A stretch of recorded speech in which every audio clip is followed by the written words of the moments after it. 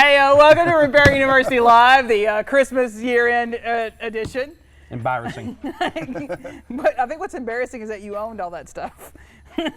Still embarrassing. Yeah. Well, what's even more embarrassing is I bought you that sweater for Christmas, and you bought me this one. We had the same, and we're twins now. We both don't have taste. You're like, what's that movie, Brothers? Or twins. Danny DeVito and Arnold my Schwarzenegger. God, yeah, I forgot about that one. Yeah, your And the slippers. slippers, yep. Your slippers are fantastic. Yep. Oh, yeah. Yeah. Yeah, and the hat says up here, it says fa la la la llama. Yeah. I'm not sure what that means, but Got some lights. yeah, you're looking good. I do look good. Yeah, you look good. I'm planning on going out Yeah, after yeah, this. you look great. All right, well, let's get this started. It's the year in review. It is my favorite show that we do every year. This year, we are going to do a little bit different than we did last year. So if you watched last year's year in review, get ready. Okay, so here's what I got, boys. There are 7 days left until Christmas. All right, so have you done your shopping yet? No. I give cash. Amazon. Ooh. The problem is with gift cards is you give money that's only good in one spot. I give money that's good everywhere. So now I you just go can't on complain. Amazon. Did you get cash? I didn't get cash. I didn't get cash. I got a sweater. I got a hat. Yeah.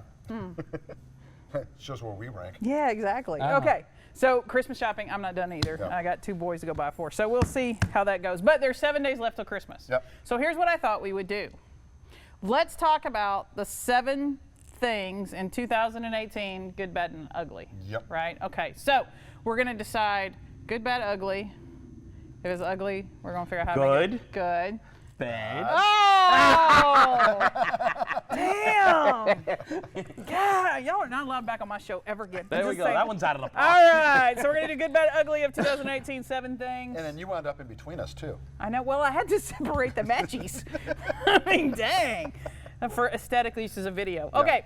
All right, so 1, we have had 12 episodes so far of Repair University this year. Yep. This is episode number 13. Yep. I probably should have thought that through better than ending the year on 13. We got 7 days left, and that's show number 13. Right. Is there any significance to I those don't numbers? We're know. not sure. 13 Okay. was my basketball number. Okay, So, just saying. Anyway, all right. So 12 episodes. The 12 episodes we've had so far this year were understanding steering and suspension, structural anchoring and pulling strategies, what's wrong with used quarter panels, blueprinting 101, estimating cooling systems, paintless dent repair, PPE for collision repair, automotive glass installation, performing plastic repairs, squeeze type resistance spot welding, panel conditions for refinish, and developing standard operating procedures SOPs. Guys, that's a big year. Yeah. Yes. That's a good year, I think. Yeah. I think it's a variety of topics. Estimating, technical, safety. So are you going to give out an award for whoever can guess which 3 you got the legal letter on? Yeah, so I guess if you can guess which 3 I was served legal papers over throughout the year. Okay, which 3 do you think it was, Larry? Let's see.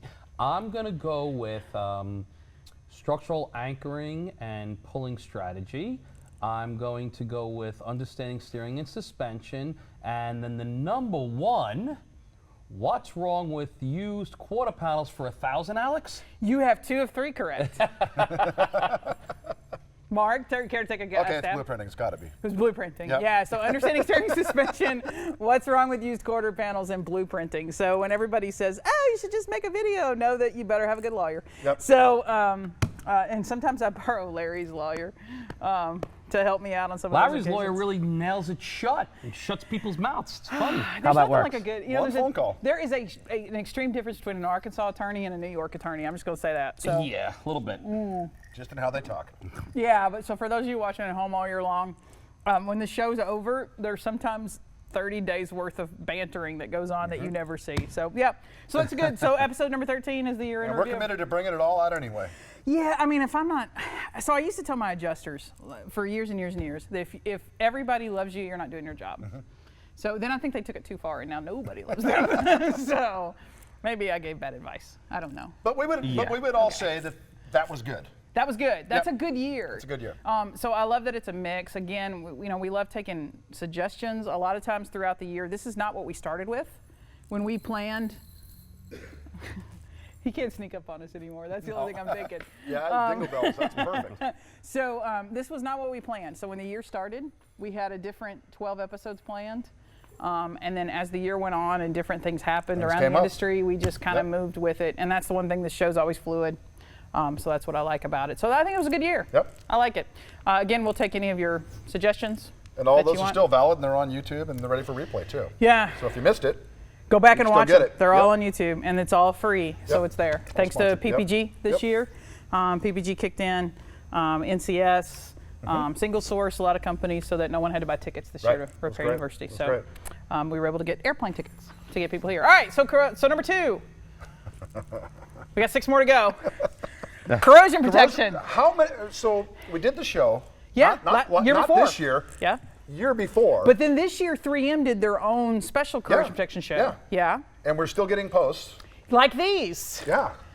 So is primer considered corrosion protection when it says replace corrosion protection on the estimate? And this is where you have to look and say to yourself, you know what, if you're involved in this business and you didn't learn this, No. and you just walk into this business and just start doing stuff, I mean, maybe you want to rethink your career path. Yeah. I mean, and then even some of the comments on there are funnier than the actual question that was Oh, actually absolutely. asked. Here's one of my favorite. Pretty cool video using self-etch primer in a frame rail or a rocker before you use cavity wax for extra corrosion protection. And then the question that I think we've answered like 97 times just this year alone. Yep. Thoughts, is this better than copper weld through primer? Well, and I can say, so if we look at it, Sean Collins has got to be just livid that somebody would say, we're going to spray self-etching primer before we put cavity wax I don't on the know, frame is rail." that bothering him more than it's when somebody says glue?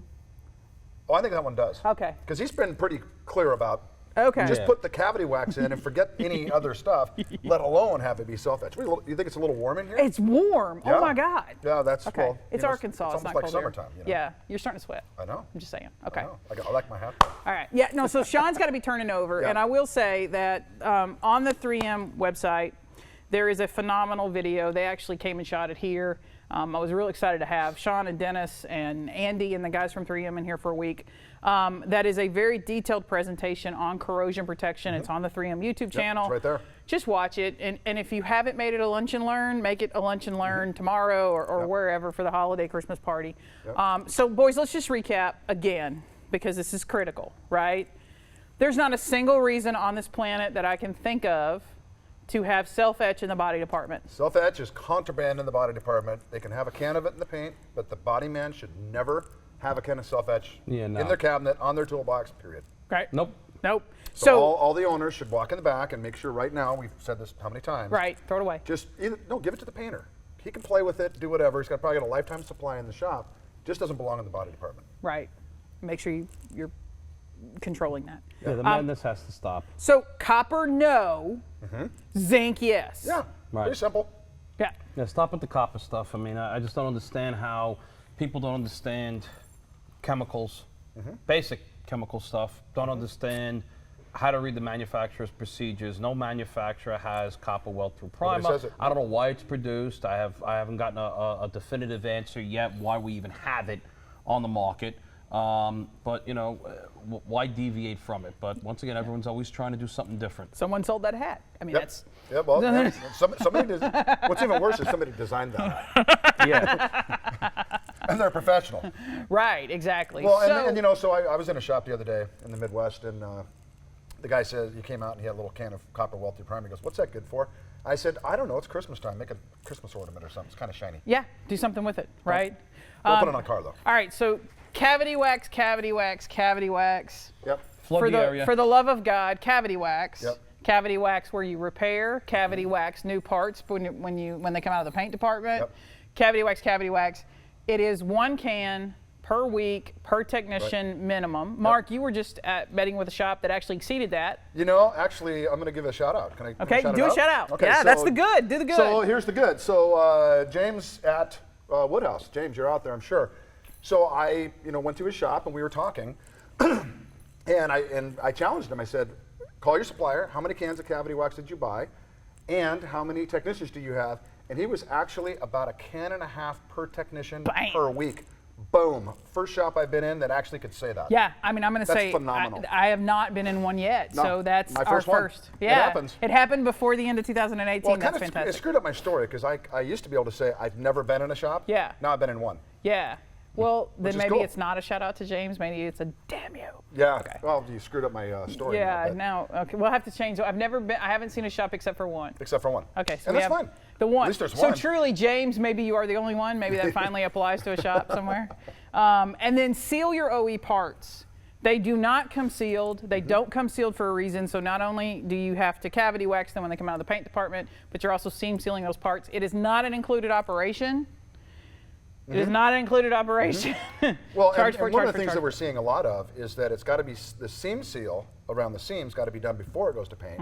Cavity wax after it comes paint. out of paint. So I mean, it's kind of a two-step corrosion protection. And we had one shop that actually they painted it, they didn't seal it, and then the product said don't go over fresh paint. What are you going to do? Buy Replace another it. door. Buy another hood Yeah, actually. buy in that another hood. case, Yeah.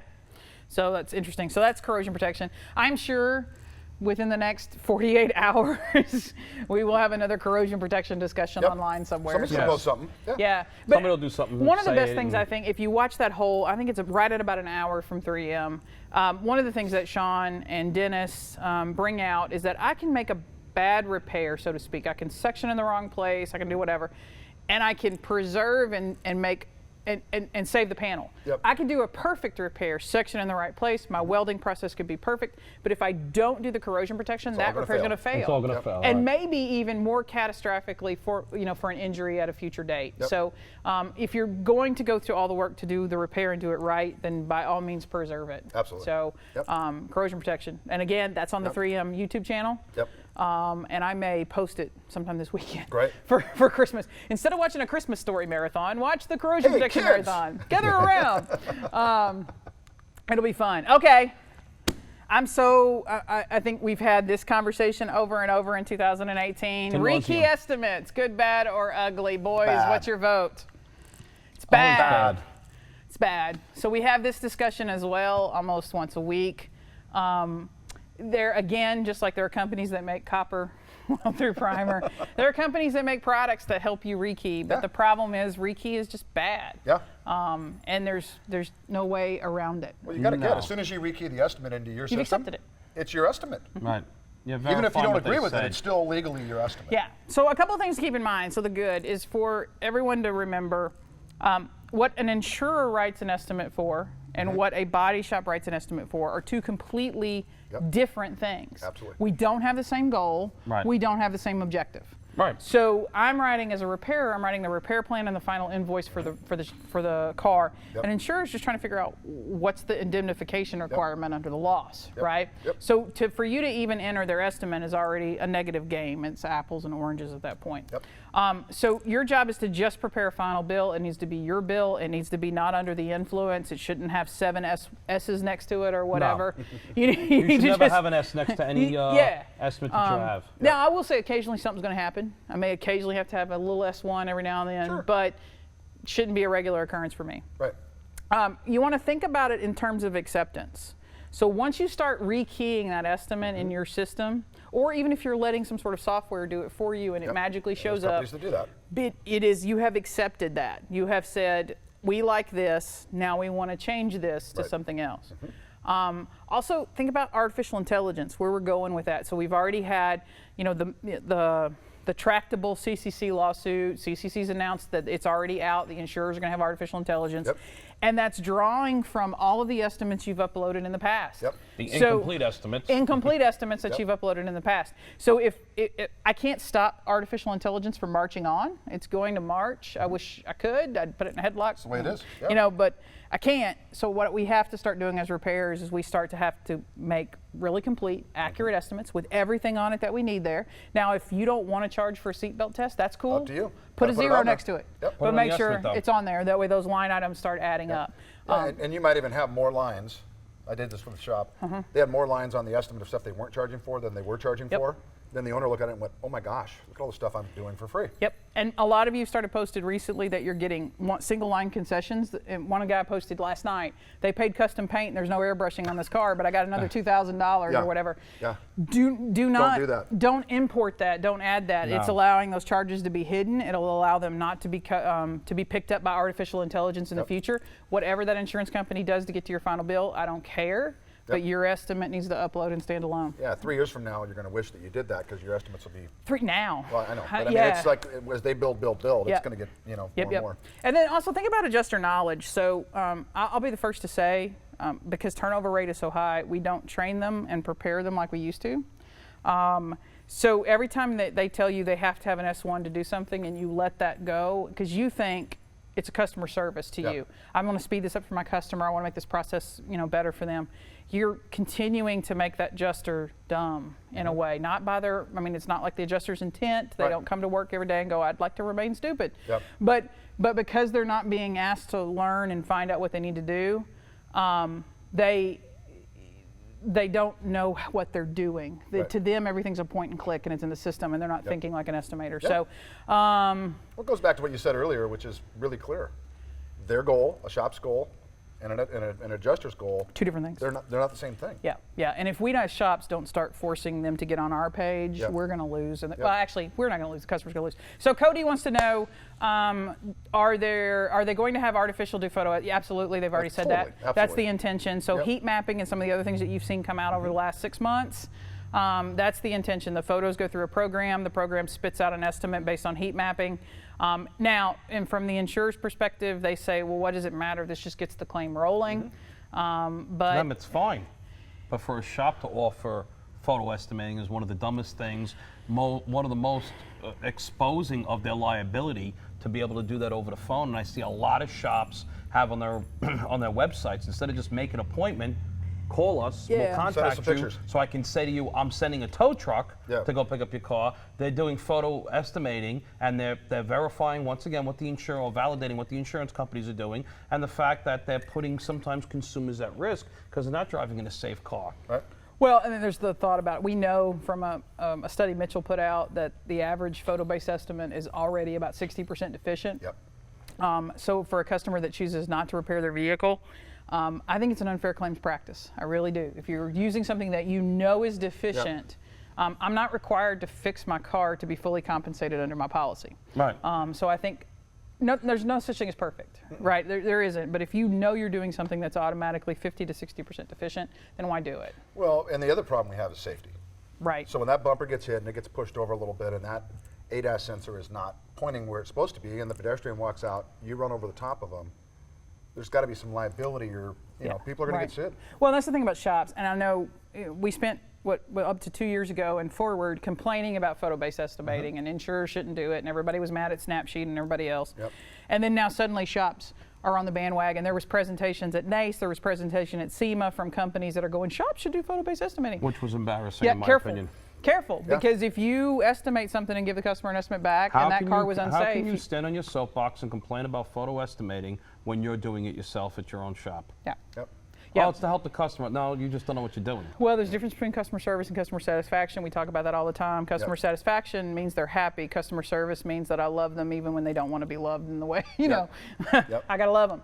So, all right, OEM procedures. Here we go. Good, bad, or ugly for 2018. I think a lot of ugly. Well, there's a lot of ugly, but if you have them, they're good. Yeah. So what number are we on? We're on number 3? Okay. Wow. Yeah.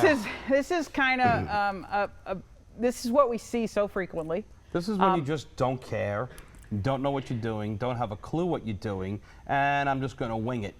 And I'm an expert. I'm good at this. Yeah. So here's the thing that drives me crazy is that this is, while we've captured these pictures off of publicly posted Facebook pages and stuff. These were not people that posted them going, look what a horrible job I did. No. These are people that posted them and said, look what a great job I'm doing. And these are people that posted them saying that they were we follow OE. It's like, wow, okay. So you can't even follow basic procedures on how to make a proper mag plug weld. Forget about doing the OE procedures properly. Yeah, we got to go way back. And the bad part about that is you start posting that stuff online, it's there forever.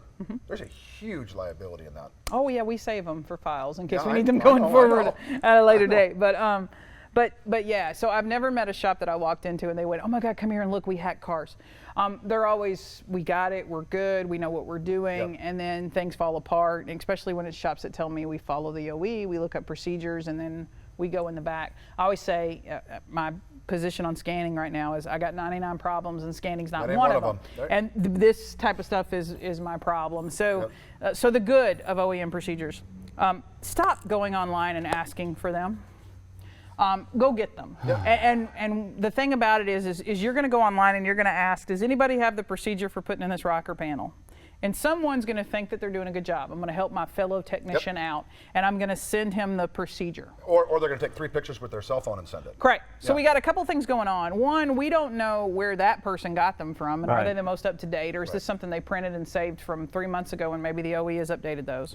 But two, that procedure is only 1/10 of the information I need to put that rocker panel on. There are about 20 other sections within that OE's procedures that I'm going to have to go to. So if I don't have access to the OE, I'm not going to fix the car. And every manufacturer has a rule. So, you know, like next week, we're, you know, with the show with Subaru, one of the things is that some manufacturers will say to put a weld in the same spot as the old one, and Subaru says no. That snapshot of that rocker panel section doesn't have that information. Nope, that's in the first part of the manual. Right, that's the first 50 pages of it, and then after that, you put the panel in. So, and there's so all there's the a other huge amount of liability in just getting part of it. Just so getting like the we say quarter there, stop replacement. asking, just go get them. Go get them. Just getting the quarter replacement's only giving you probably 1/100th of what information you need to properly repair the vehicle. But you know, once again, people are lazy and stupid and ignorant and don't want to listen, and this becomes the problem. I don't think so, Larry. I don't think that's the issue at all. I think it's a technician who wants to try to do the right thing. Maybe he's got a boss that's not giving him access, and the only it goes both ways, the boss or the technician. Right. So they go online and they ask for help, and somebody gives it to them, and that person thinks they're doing a good thing, but they're actually in turn really doing a bad thing. Because it's just not all you need to fix the car correctly. Exactly. So it's good intentions get bad results, and so but it's human nature for the easy way. Yeah, we've just got to stop asking, and then for those of us online, we have to stop giving answers too. So because I know if Larry sends me something, I know it's right, but maybe I don't know you, Mark. I've never met you. You're just a face on a website or whatever, and you send me a procedure. I don't know if it's the most accurate or up to date one or not. I have no problem giving. So the moral of the story is only ask Larry for procedures. Yeah, pretty much. No, I mean. I'll give you Larry's cell phone number is. I'll give you the website address, and if you come back to me with a website, you know, look, I went on the website, I went on the page, I went into the page, and I've said this before online. I can't find it. All right, look in this section. You know what? Okay, I went and I looked in this, and it's going back and forth in the post. I went in this section, and no one answer this guy. Let me show you how to do this. And he goes through this, and it's like, all right, did you look in on page 56 to 58? Okay, I'm on those. Oh, I just found it. Now I see. So now I taught you how to fish. I didn't go fish for you and give it to you because next you're going to be asking me to come over and cook it for you. And the next you're going to ask me to cut it up for you and feed you the fish. I mean, that's not good. No. Okay, it's not good. It's the laziness that's in this industry is no good, and a lot of industries. It's no good. You have to go out. You have to read. You have to research. You have to do your job to what's expected to be done. Well, we at some point we should have been teaching this and doing this years ago, and I mean going back, I think I posted a video the other day. The video is almost 8 years old, and it's you and I screaming about scanning and doing other things to cars to fix them right. Mark, you've been screaming for as long as I've been attending stuff with you as well. We've hit the point where we just, I don't think can be, and we'll get to that in point 8. We've just got to be a little bit more aggressive with making people go find the right answers. And it seems cruel in a way, but I mean, I can remember my dad yelling at me and throwing wrenches, and then I finally figured out how to do something. I was like, oh, I'm so glad he didn't just come over and do it. Well, it's almost take the gloves off so people survive the next accident. It's lives at stake. You know, like they say, ignorance is bliss, and I go back to when I was first starting in the business, and I swept the floors to start off, and I started sanding stuff, and I sanded. I wanted to be the best sander for buffing. That's what they gave me to do, which now I realize is not the best thing to give somebody who's just cleaning toilet bowls and sweeping up the shop, because I sanded it perfectly. I sanded every edge. Right down the bare metal, nice and shiny. I sanded everything super flat, and this is back with lacquer. So of course I sanded off like 95 coats of lacquer. Now I'm down to the regular paint job, and it's like, you idiot, what'd you do? Stupid! I told you not to. And I realize now, yeah, I was stupid. Yeah, I was ignorant with it. But guess what? You didn't train me the right way. You didn't show me which way to go. Well, here and now, if you showed me the right way to do it, and I still didn't listen, then I'm a complete idiot. You know, and that's why we have to. You have to make sure you follow these, and they write it pretty easy. as Yeah. we go over these procedures. And a lot of them are pictures. It's not a lot of reading, just understanding going through these. These are very advanced Larry, machines. there is some reading though. Sometimes Yes, I there color is. them. There is And we some found reading. that, and we found out also some mathematics we got to do sometimes. Sometimes. Yeah. Especially Do with math and Subaru, read. which we will cover. After 20, I'm screwed. I got no Yeah. fingers and toes. All right, so the second thing about OEM procedures, please review them before, and I've got that in big capital letters, before you tear the car down. Yep. And a lot of people go, Chris, it's just a bumper cover and a headlight. No. No, it's not.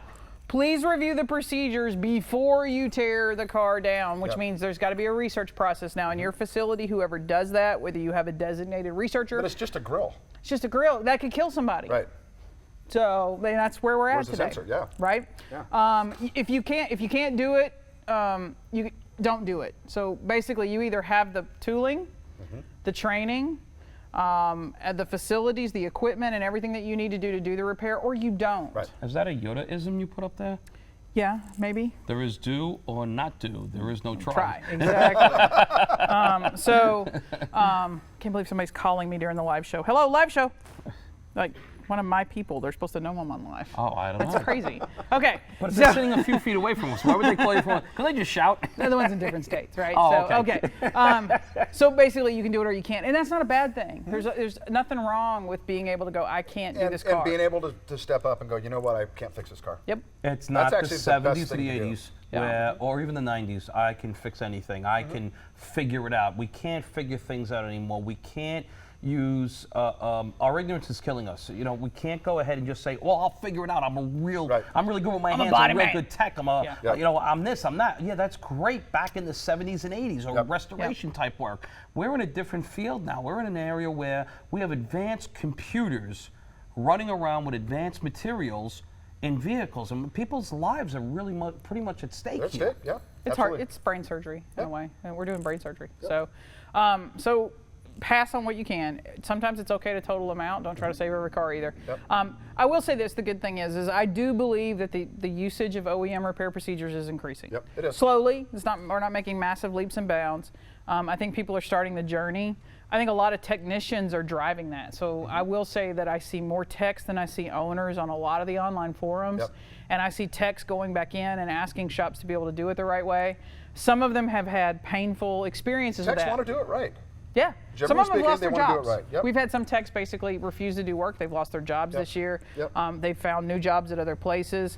And I think that's fantastic. That's good. When your character won't allow you to do the wrong thing for profit, Yep. that's the kind of techs we want. Yep. So Right. Absolutely. the Yep. question would be finding those shop owners and Well, that's always a difficulty to try and find the right shop owner who wants Yep. to work with the right. Sometimes you have the right shop owner, the techs don't want to listen. Then you Right. have which is a problem with management anyway. Yep. And then you have the problem where you have the techs want to do the right thing and the management doesn't. And you're trying to get that intermix to make it the right way so that Yep. you have the right shop. right, making that go. Love this one. I love this one. Insta fame. Insta fame. So, for all things good about social media, I mean, I Insta-fame love is it. bad. Right? Social media bred. I mean, that's why in 2008 I started Collision Hub. There was this new thing called social media, and it was going to be a revolution, and it was going to be the way to communicate with technicians and owners and insurers and OEs, and it had great potential.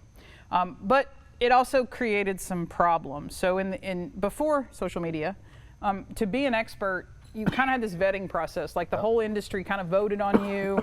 You Yep. were picked. You went to, it was like the reindeer here.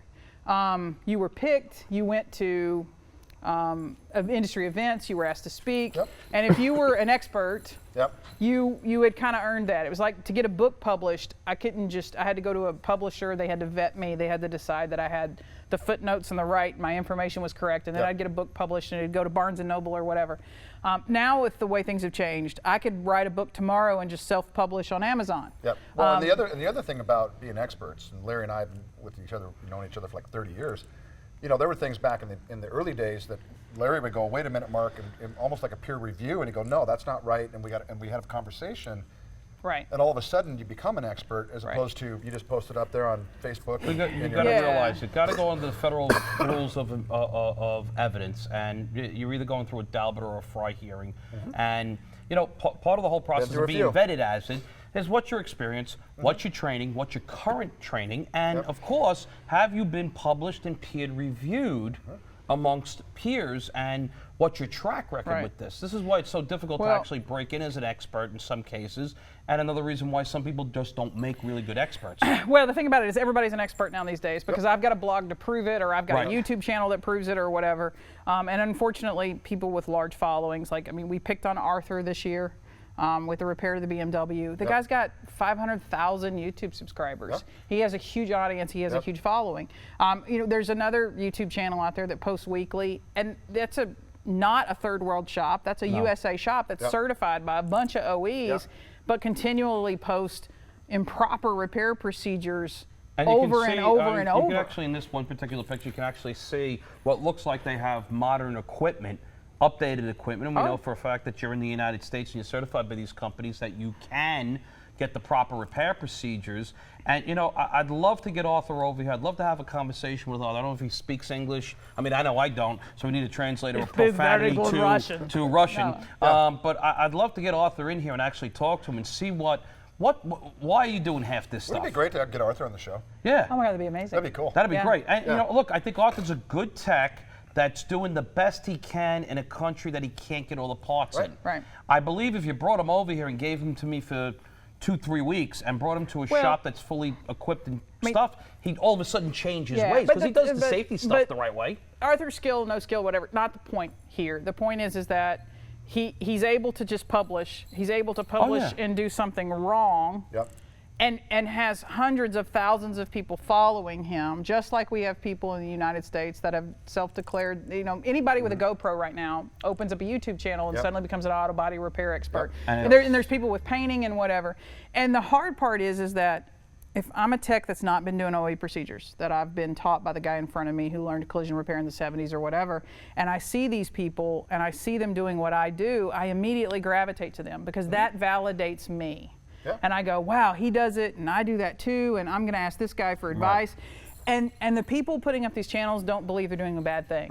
They believe they're doing good things. One person in particular believes that their channel is bringing people into the collision repair industry, but unfortunately we are perpetuating improper repair. And they're watching it. I mean, in fact, you know, if you look at that picture in the upper left, there's a lot of technicians that would look at that right now, you know, and go, what's wrong with that? So that's an Infinity. That's an Infinity. That shop is actually Infinity certified.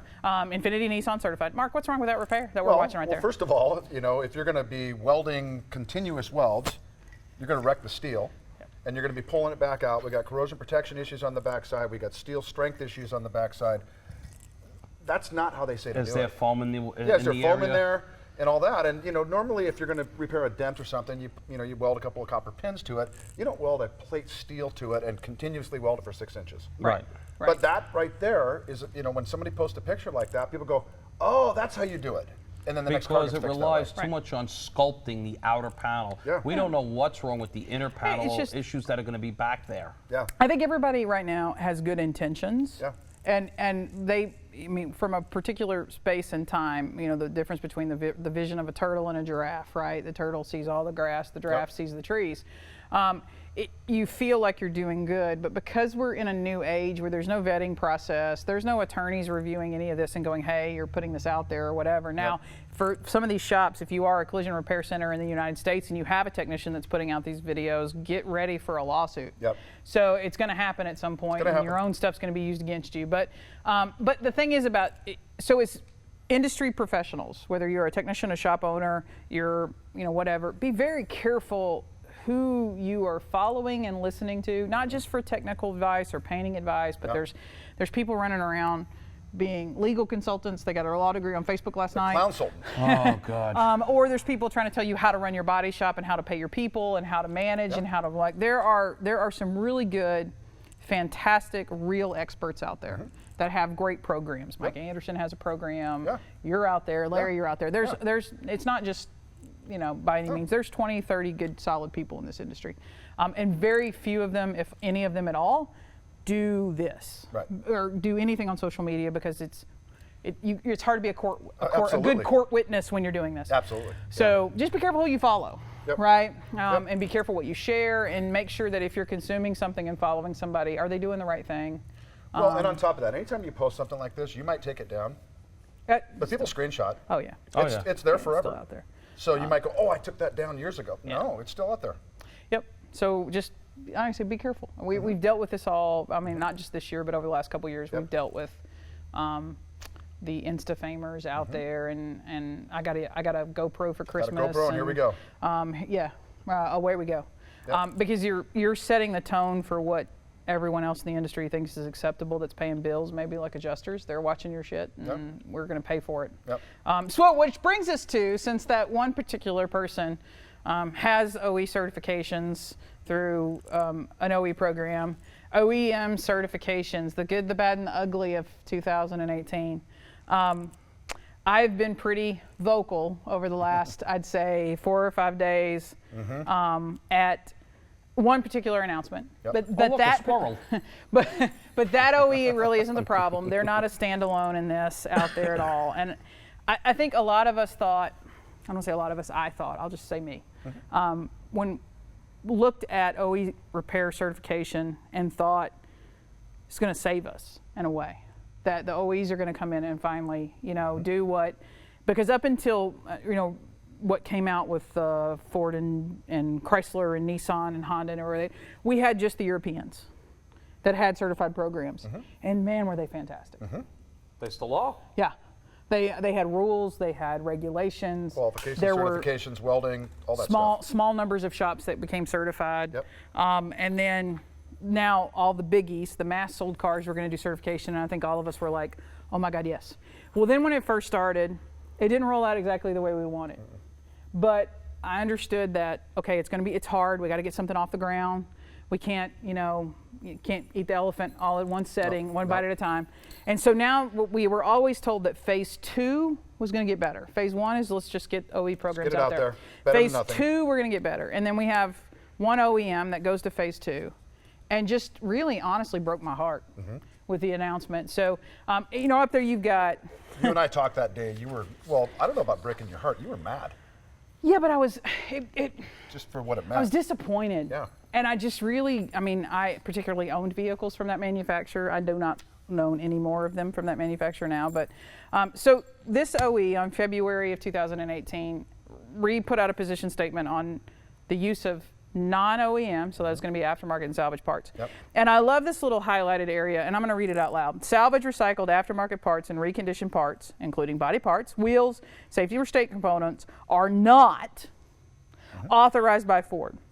Departure from repair instructions provided in the Ford Workshop Manual, including alternate repair methods or the use of substitute components, risk compromising crash safety.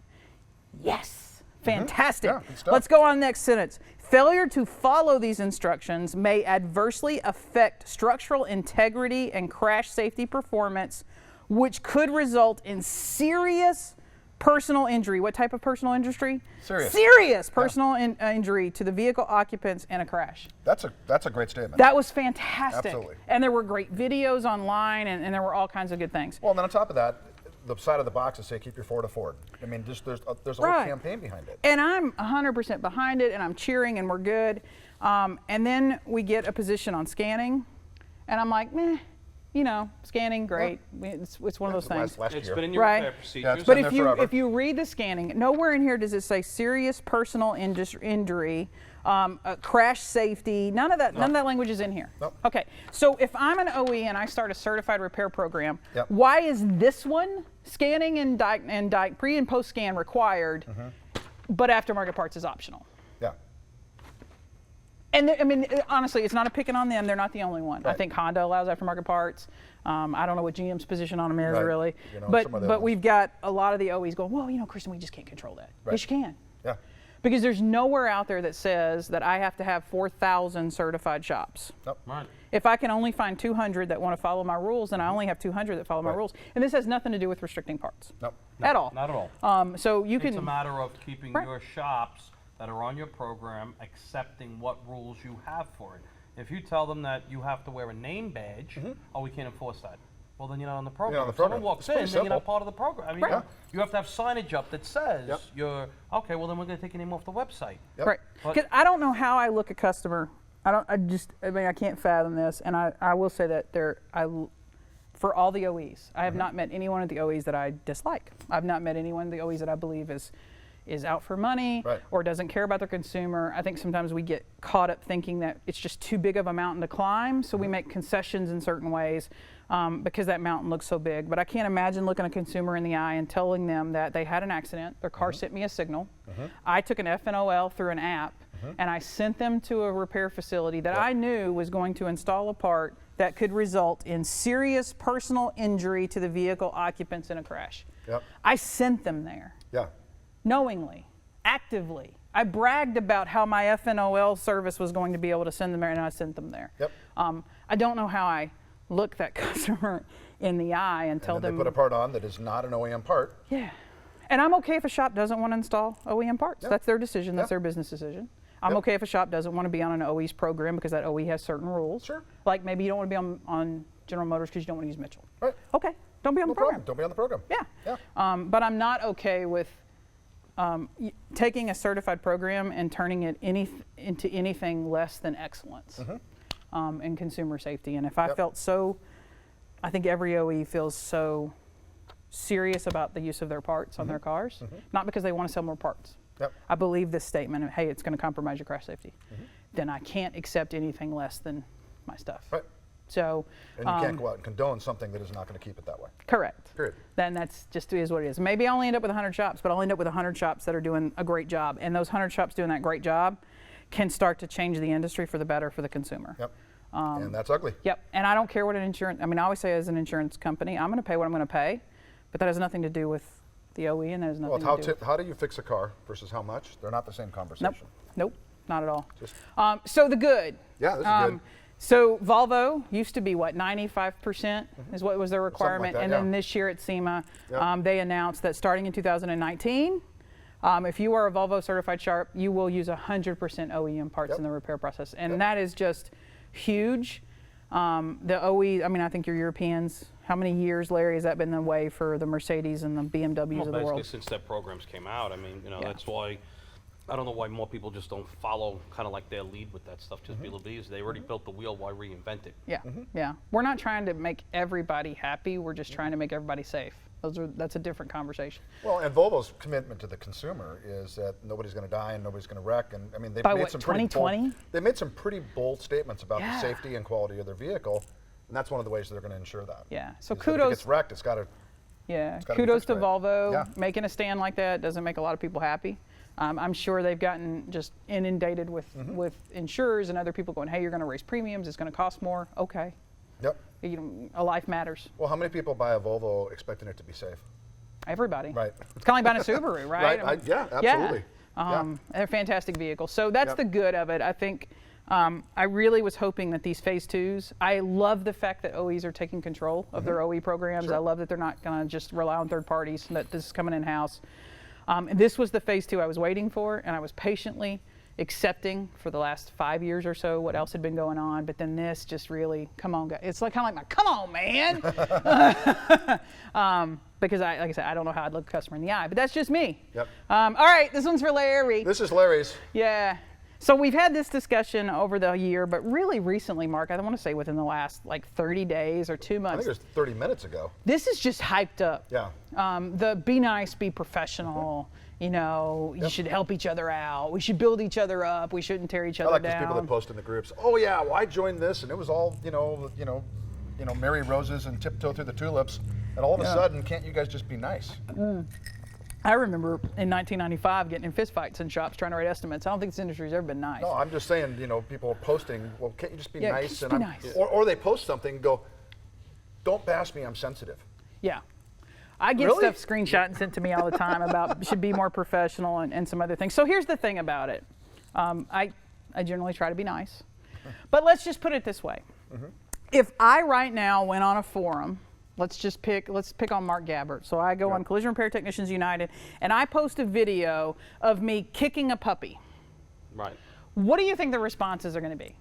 I think it's going to be CNN's pretty going to knock brutal. on your door. Right? I think that Yeah. people will threaten your life. Yeah. People, I think, will say to you, how would you like me to, whatever you depicted in the video, Yeah. Do that to do you. that to you. Right, exactly. Yeah. Right. Okay. And make this go viral and Right. call you out and Make this person famous. Here's I their don't- home I would- address I would, and- I would be hard Yeah. pressed to think that anybody would defend Kristen for kicking a puppy No. on a video. No. I don't think there would be anybody that would actually back her or say, oh, you know, she doesn't know, just give her a pat on the back. And Maybe make tell her how she she's could just treat- starting off training Yeah. puppies. She's not too sure. You know that if Yeah. you kick the dog, it might hurt him. Yeah. Right, Yeah. right. No. Hey, Kristen, maybe there's a better way for you Yeah. to take care of your dog. Yeah. I don't think anyone would do that. No. I think I would be vilified across the internet. So what I need people to understand is that when I see something like what you're seeing in that other picture, The abomination. I see a puppy being kicked. Yep. Yeah. I see a consumer being kicked. I see a life in danger. I Yep. don't see a technician that needs training. I see someone that needs to walk the hell out of the shop. Yeah.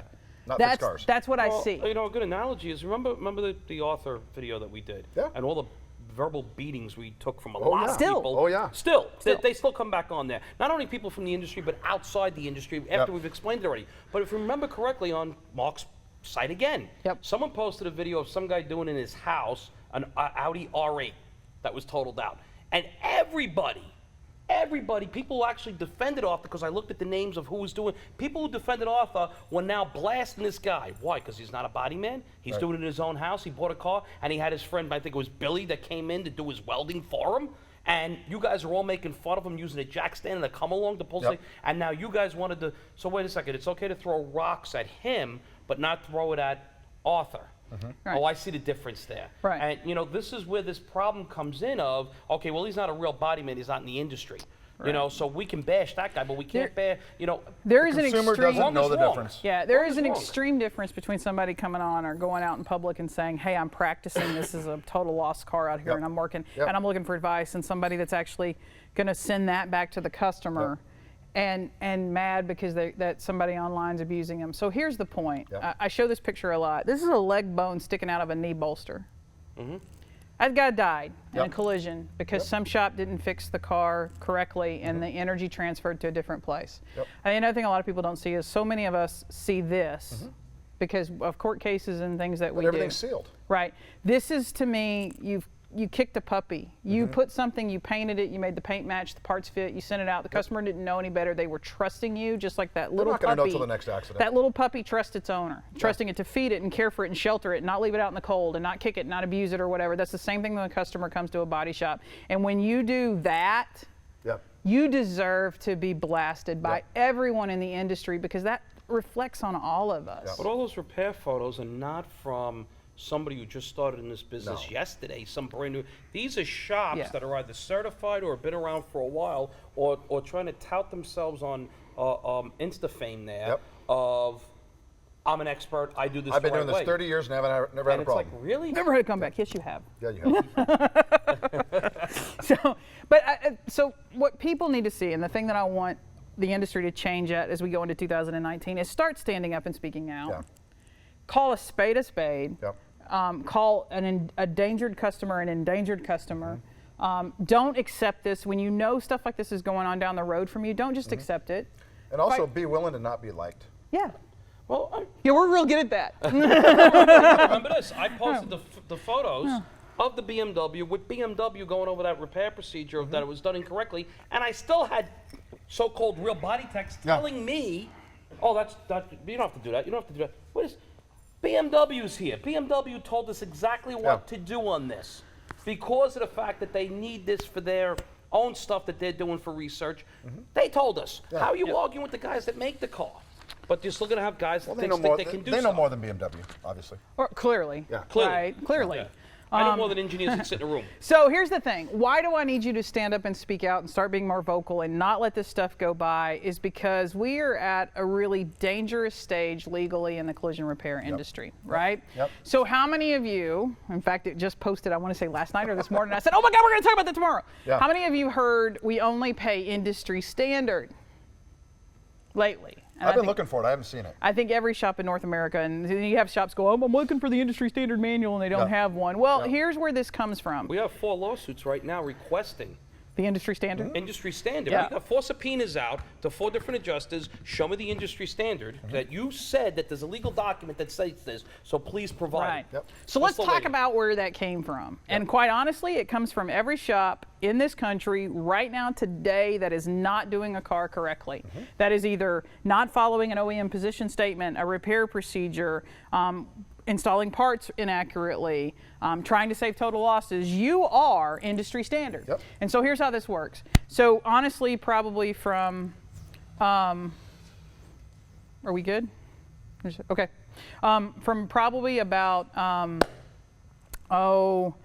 15, 20 years ago, there was a change in the industry, right? So a lot of times people were coming from the homeowners division, Yep. and they would come into automotive, and they would bring with them the, I want to say their experience from that division, right? That terminology. The terminology. Okay. Yep. So verbiage. in homeowners, there is a thing called workmanlike manner.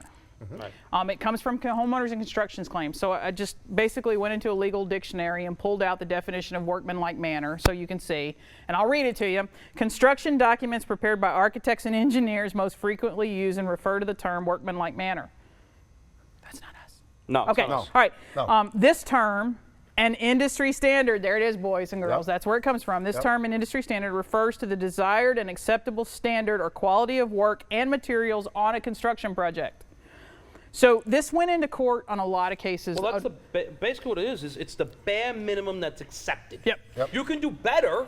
Right. Like you could put thicker, heavier gauge wire. You could put thicker walls. Yep. You can make the concrete much thicker, like a I don't know, a bomb barrier. Right. But this is the minimum you have to put But in. here's where this went. So back in the early 90s, in homeowners claims and a lot of stuff, you'd have a homeowner that'd file a claim, right? And suddenly you'd have a contractor go, well, that's not a $10,000 wall, that's a $50,000 wall. So we had to determine what do I really owe, right? What's the There's standard? only so many ways Yep. to put in brick, there's only so many ways to do a 2x4 or whatever, Yep. and that's where this workmanlike manner came in. Yep. So I actually have visited with the Attorney General's offices of several states because does this apply to us? And the overwhelming answer over and over is no. So they actually won some cases, and you come down here to the rest of the language, and it basically says that any contract to perform work imposes on the contractor a duty to perform the work in a workmanlike manner. Workmanlike manner is defined as work that is customarily done by other contractors in the community. So this is where the insurer gets it and says basically, Right. hey, we only owe to the lowest common denominator. Yep. So if every shop in town is doing X and they're putting on used quarter panels and they're doing XYZ, well then that's all we owe. That's the standard. So Yep. that's what we took to a couple of different attorney generals, and they basically said no, because here's the deal.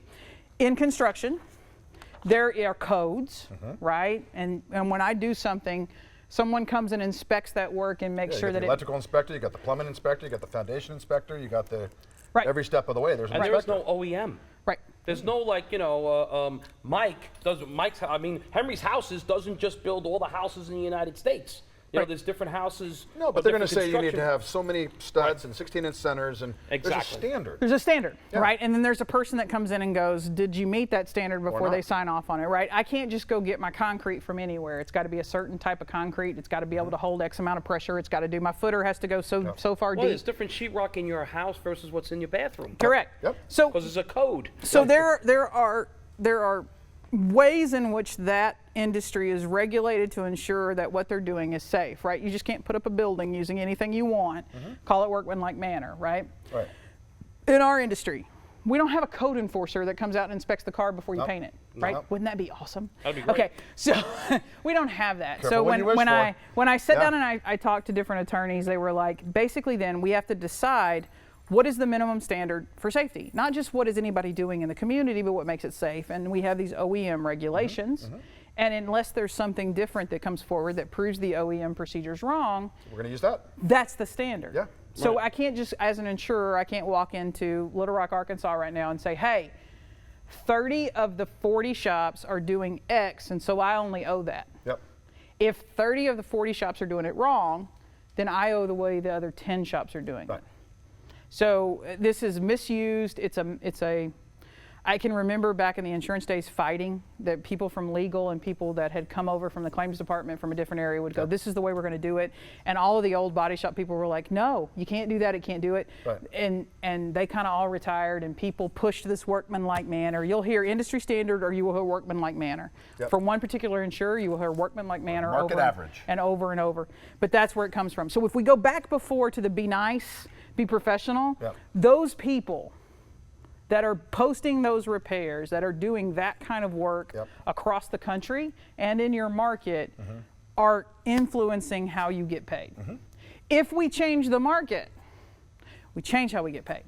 If we continue to accept substandard work and proper repair procedures and endangering customers because we want to be nice, or we don't want to rock the boat, or whatever, then we will continue to fight this. I mean, don't you think that it's kind of embarrassing that if the average consumer were to really know how a lot of shops are repairing their cars, it's an embarrassment Yeah, as an industry. yeah, it's an If absolute. they actually understood exactly what's going on and actually saw it, and it's not artwork. I mean, we're not. And the problem is collision repair deals too much with artwork. That's why you ask a lot of these body techs, why'd you get into this? Well, mechanic work was difficult. Mechanic work was hard. You had to learn things. You had to do, because mechanic work, you're either right or wrong. It doesn't work otherwise. Water pump, 4 bolts. But you can get away with a lot of really bad repairs and make them look good. Eventually, newer cars will rip themselves apart from it. Older cars were a lot more forgiving with mild steel. These newer advanced strength steels and materials, you have an issue now where the car starts tearing itself apart. It fights with itself. Right. So my good for this, for industry standard, is stop being average. That's Keyshawn. Yes. Out of Maryland there, Hey, and Keyshawn. that is definitely an above average technician at an above average shop. And he's a tech who's been to 3 or 4 of our estimating classes, into 2 of my training classes, but he's a tech. He was good before he came to class. We didn't do anything to make Keyshawn good. But this is a guy who realized I got to go and do other things, and I got to look at this, and I got to look at that. Now he's researching. And he always posts pictures of, he's got like 9 or 10 of these pages printed out of all the procedures. I love it when he posts the stuff about his seam sealer and how beautiful it is. Yes. He's stacking dimes. He's He's practicing to get that perfect. What's that with weld porn when people do that? We got to come up with like a seam sealer porn. And make a new, I could be rich, insta fame. Okay, but no, just stop being average. That's what a technician in today's society looks like. Sitting at a computer, spending an hour doing research before they're touching the car. It's not somebody that can hammer out a dent. It's not somebody that can take a crushed quarter panel to slick metal and grind off everything. It's not a guy that's not a parts changer. That's what a real technician looks like, and that's not being average. He's a top tech that goes ahead now, learned how to read estimates, understands what the P pages mean, even though he doesn't do it in his everyday job, but now he's able to understand it and read it, and not only, I guess, increases, pay or whatever the case is, or his procedures, but he can help his estimating now because he can look at something and go, hey, wait a second, you missed about these 7 or 8 things, and now he can talk about it, not have to sit there and write it. And he does his research. He gets his repair information, not counting on somebody else. But he knows he gets the bottom right line, stuff. he and I will say they're probably the rest of that shop that he's at now, they're fixing cars right. And they're protecting consumers and they're doing the right thing. That is the market average. That's the standard. Everything else that doesn't do that, it shouldn't even be considered. And we should be embarrassed that we still have places out there that are. I said it's embarrassing. Yeah, that are doing whatever a third party that doesn't know how to fix cars tells them to do. So just stop being average. And that's in 2019, if we all just say, the quote from my dad that I finish every class with: excellence is the expectation, not the exception. We're going to do it right each and every time, and we're going to blow the customer out of the water with safety and everything. It's not a once in a blue moon I get it right. If we stop being average and do that in 2019, we'll change the marketplace. Yeah, But absolutely. the only thing that changes the marketplace is one shop, one customer, one repair at a time. It's not some massive lawsuit somebody's going to win someday and everyone's going to have to do it. There's no one coming in on a white horse. I think a lot of us thought 2018 somebody from Texas was going to save us. Was finally going to be the thing that changed the industry. That's just another case that everybody paid attention to and then stopped. Right. Back There's no business case usual. that's going to change the world. It's not the case. So it's one person, one It's a thing at a mindset time. attitude. It's difficult. It's court. We got to go to court. Yep. It's going to cost us a little money, but it's going to pay off in the end. So that's it. 7 things for 2018 for the 7 days left before Christmas. So Merry Christmas, guys. Merry Christmas. Merry Christmas. Thanks for coming. We don't say it enough. You guys do not get paid to come here. You volunteer your time. You come monthly. There's not a lot of reasons to come to Arkansas. It's not like I'm on the beach. No, it's not. So, not very exciting. Everything wraps up at 2 o'clock. Yeah. And based One on restaurant runs out of food all the time. Yep. Well, the one next to the hotel. you know. it Chicken just- restaurant that runs out of chicken. It's kind of cool. I know. And Tyson's here. We have more chicken in this state than probably anybody ship on it the out. planet. understand. I mean, you Right. would think the one thing, like I'm a steakhouse, so we're out of steak. Like you'd think that'd be the one thing you would order. Yeah, you'd have it stocked. Apparently the chicken's popular. So, Yep. so we are going to get ready and prepare for 2019. Yep. Now, 2019 is going to look a little different. Shows are going to get shorter, but they are going to get a little bit more technical. We're going to be welding and grinding and cutting and doing some things that Yep. now that we have the shop and it's fully up and running and stocked, we're going to be able to do what we need to do. We will continue with the OE show. That will get a little bit more technical as well. Now, the OE show. Subaru will air next week. It will air on Thursday instead of Wednesday. We're going to push it back a little bit for everybody for the holidays, Yep. right? I just want to let you know right now, it will not be live. So we are going to actually wrap this show, then we are going to record the Subaru show because Yep. I decided the boys didn't need to come back 2 days after Christmas, Right. which actually you would have had to come back the day after Christmas because we Yep. needed a prep day. Yep. So that will not be a live show. You can still log on and ask questions during the Subaru show next week. We will be from the comfort of our homes Yep. answering those questions. So a few minutes from now, we'll be here, but it'll be there. Yeah, but you'll still be in your little Christmas slippers probably. So Not probably taking off. yeah, the that dogs are gonna love those. I I'm gonna cannot bring wait. them home. Oh yes, you are. You're gonna keep them So, here. What are you going to go return them? Yeah. Okay. I keep the tags if on. anybody needed a GoPro-based YouTube channel, it's that one needs a channel. So it would have to be censored. So Yes. But anyway, we appreciate your year. Any shows, any suggestions, any things that you want to see, please send those to us. You can send them to Mark and Larry directly. You can put them on the Facebook page. We'd love to have them. Sure. As we go into planning to see where 2019 takes everybody. And I promise to be, can I be more aggressive? Is that even possible? But yeah, we're gonna go after some things Yeah, next year. and just what you just said. If you guys give us input on what you want to see, we can do it. Right. Otherwise, you're at the mercy of what we think of. Right. Or he thinks so. Exactly. Yeah. None of my ideas have been posted this year at all. Not one show that I wanted to do. Well, I did the shows I wanted to do, and I still got 3 sets of legal letters. Right. So if you did my shows, you would have got no legal letters. Right. And next week from Fantasy Island, we will be covering. All right. Well, thanks for joining us. Yeah, We'll thank see you. you guys next week, and then in 2019. Yep, 2019. All right. Thanks. Happy Merry holidays. Christmas. Merry Christmas.